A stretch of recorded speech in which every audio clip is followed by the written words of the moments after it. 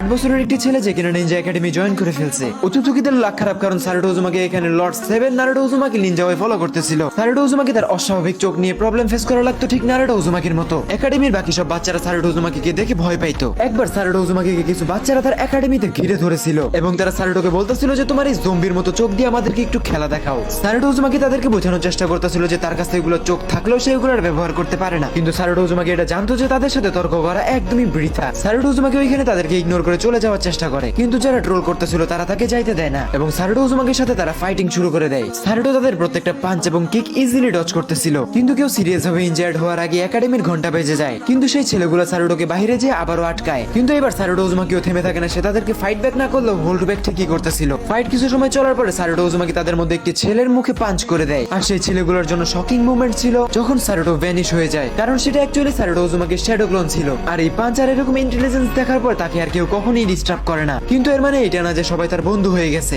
সারুটো Uzumaki শুধুমাত্র চোখই না, তার ট্যালেন্টও বাকি বাচ্চাদের তুলনায় একদমই আলাদা ছিল। যেখানে আদার্স বাচ্চারা শ্যাডো ক্লোন জুৎসু পারফর্ম করতে স্ট্রাগল করা লাগতেছিল, সেখানে সারুটো উজুমাকি ইজিলি পারফর্ম করতেছিল। একাডেমির প্রত্যেকটা টেকনিক এবং জুৎসু তার কাছে একদমই বাচ্চাদের খেলার মতো ছিল। তার লাগতো একদমই ইনসেন লেভেলের কিছু, আর খুব তাড়াতাড়ি সে সেটাকে পেয়েও যায়। সে যেমনটা ভেবেছিল তেমন ভাবে না, সে এরকম বড়সড় সুযোগ পায় লিভ ভিলেজের একটি ট্র্যাজেডির কারণে। ওই পর্যায়ে সারুটো উজুমাকি মাত্র 8 বছরের বাচ্চা ছিল, কিন্তু সে জানতো সে খুবই স্পেশাল। তার ডান চোখে যোগানের এক অন্যরকম রূপ, যদিও সে জানতো না যে তার চোখগুলো অ্যাকচুয়ালি কি কাজে লাগে, কিন্তু সে তার ওই চোখ দিয়ে এমন কিছু দেখতে পারতো যেটা সাধারণ মানুষের দেখতে জুৎসু পারফর্ম করা লাগে। অনেক আজব আজব রকমের জিনিস যেটা তাকে একদমই আতঙ্ক করে ফেলতো। এমনও সময় যায় যখন সে যোগান অ্যাক্টিভেট করে দেখতো, তখন পুরো বাস্তবতায় পরিবর্তন হয়ে যেত। তার যোগানের স্পেশাল কিছু অ্যাবিলিটিস লাইক সে আদার্স প্ল্যানেট দেখতে পারতো, যেটা 8 বছরের একটি বাচ্চাকে ভয় পাইয়ে দেওয়ার জন্য যথেষ্ট। এই জন্য সারুটো তার বাবা বলুটোর কাছে প্রশ্ন করে, কারণ তার কাছে যোগানের মতো ভিজুয়াল পাওয়ার ছিল। উত্তরে বলুটো বলে যে তুমি কোনো চিন্তা করিও না, যখন তোমার বয়স বাড়বে সময়ের সাথে সাথে চক্র ফ্লো যখন ক্লিয়ার হয়ে বুঝতে পারবে, তখন তুমি সবকিছুর মানে খুঁজে পাবা। বলুটো সারুটোকে একটু ওয়ার্নিং দেয় যে তুমি কখনোই তোমার যোগানকে চক্রের সাথে মিক্স করবে না, এবং সময়ের সাথে সাথে যখন তুমি কিছুটা বড় হয়ে যাবে তখন আমি তোমাকে সবকিছু এক্সপ্লোর করে বলে দিব,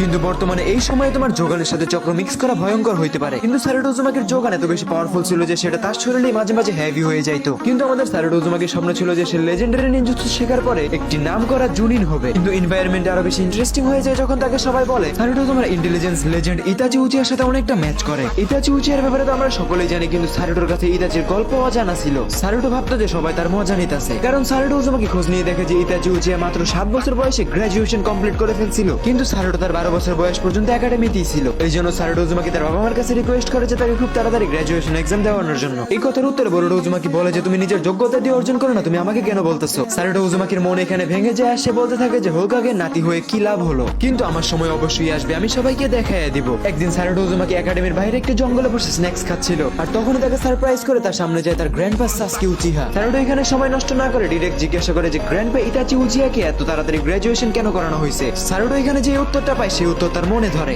সাসকে উচিহা বলে যে ইতাচি উচিহার সময় সিচুয়েশন একদমই আলাদা ছিল, ওইটা ছিল যুদ্ধের সময়, তাই ওই সময়টাতে খাবার পানির থেকেও বেশি দরকার ছিল নিনজাস। তাই ওই রকম সময় ইতাচি উচিহার মতো প্রোডিজি ভিলেজের জন্য অমূল্য রত্ন ছিল। সারুটো উজুমাকি এখানে বলে যে গ্র্যান্ডপা সাসকে উচিহা, আমি আপনার কথাগুলো ঠিকমতো বুঝতে পারতাছি না। সাসকে উচিহা বলে যে ইতাচি উচিহাকে মাত্র 4 বছর বয়সে যুদ্ধের ময়দানে পাঠানো হয়েছিল। হাজারো মৃত লাশের মাঝখানে ইতাচি উচিহা দাঁড়িয়ে থাকতে জানে। আর এখানে সারুটো এত বেশি ইমপ্রেস হয়ে যায় যে সে বলে ইতাচি উচিহার মতো লেজেন্ডের সাথে আমার কম্পেয়ার করা একদমই বৃথা। সারুটো আরো বেশি অবাক হয়ে যায় যখন সাসকে উচিহা বলে যে ইতাচি উচিহা মাত্র 11 বছর বয়সে আনমো ব্ল্যাক অপস জয়েন করছিল। সারুটো উজুমাকি বলে যে বাহ, গোল্ডেন টাইম ছিল ওইটা, আর এখন দেখেন আমার একাডেমির সিনিয়রসরা যুদ্ধের নাম শুনলে তাদের প্যান্ট ভিজায় ফেলে। সারুটো উজুমাকি এখানে সাসকে উচিহাকে বলে যে আপনি যা বললেন ইতাচি উচিহার ব্যাপারে সেই অনুযায়ী আমি সারা জীবন ট্রেনিং করলেও ইতাচি উচিহার 50% হইতে পারবো না। সাসকে এখানে সারুটোকে মোটিভেট করে বলে যে তুমি পারবা, তোমার অনেক হার্ড ওয়ার্কিং এবং অনেস্ট হইতে হবে। হোল্ড অন প্লিজ, পুরো ভিডিওটা তোমরা ইউটিউবে পেয়ে যাবা, আর যদি ফেসবুকে দেখতে চাও তাহলে অপেক্ষা করো পরবর্তী দিনের। এখন তুমি আমাকে বলো আজকের এই ভিডিওটা তোমার কেমন লাগছে। আজকের জন্য এই পর্যন্তই, টেক কেয়ার।